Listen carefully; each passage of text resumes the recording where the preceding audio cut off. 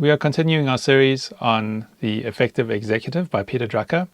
And Peter Drucker talks about 4 areas that the executive is essentially constrained by.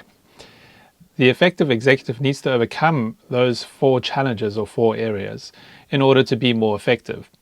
Just overcoming one or the other is probably not good enough. In fact, it's not good enough. Certainly not if you want to achieve effectiveness at the highest level. In this episode, I'm going to talk briefly through those 4 areas or 4 challenges. And we are going to discuss a little bit of what you can do about them, but we're going to be diving into the solutions that Peter Drucker presents over the next couple of episodes. The first area that we need to recognize as executives or knowledge workers is that our time is not our own.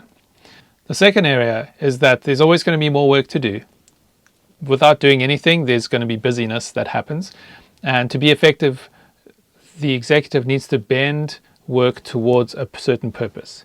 There's an intention involved, there's a pushing back on low priorities involved.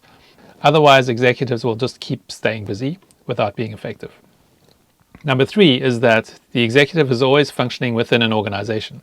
There are going to be organizational goals and pressures, and the executive cannot just make their own decisions. They need to take into account the priorities and the objectives of the organization. And then lastly, the organization exists because of customers or for customers. Those customers exist outside of the organization. And so there's always going to be some murkiness or some lack of clarity when trying to understand the needs of the customers. So let's briefly go into those 4 areas, expand a little bit on what they are, and then at the end I'm going to give a practical tip on what are the next steps. Area number 1, your time is not your own. And for anyone that's been in some kind of leadership or management position in an organization will know this. There are lots of external constraints that are outside of your control. And at the same time, there's a certain amount of time that is within your control. And we need to recognize that first challenge. There's no way you're going to have 100% of your time dedicated to whatever you want to do. You need to take into account there's a certain amount of time your manager, your leadership, your group, your peers will demand some of your time. And that's fine. That's good. That's expected. But you need to start growing the skill set to work within those constraints. And that's actually something we're going to cover over the next couple of episodes, which is really about time management. The second area is that there's always going to be busyness, but there needs to be some pushback on work that just comes your way. This is probably one of my weaker areas where I often take in these requests from different people and they all seem good and right at the time, but often they are distractions from a bigger goal which requires more attention. And the effective executive will take on the goals that they've set for themselves or that the organization has set and say no to all but the top priority or maybe the top 2 priorities. Without deciding upfront what that goal is and what you want to achieve, you're going to end up doing a whole lot of busy work. And yes, there's going to be improvements, but there's not going to be a marked, effective improvement that really moves the needle for the organization. Number 3 is that you're working within an organization. And a mistake that often people make is that they want to bring their own agenda to the table. Not that own agendas are bad, but they need to be subservient to the agendas of the organization. It's fine to come into an organization with your own goals and with your own ambitions, but those goals and ambitions need to be subservient to the goals of the organization.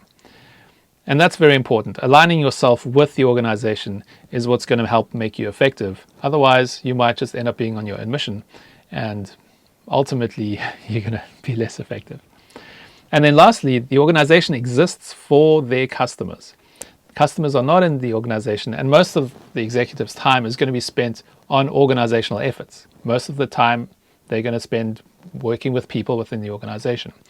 And the requirements of the customers are going to be quite murky, if I can use that word, or just not clear. And that's just the cost of doing business. But it is also the most important thing that the business does, is meeting the requirements and the needs of the customers. So today, think about those 4 areas.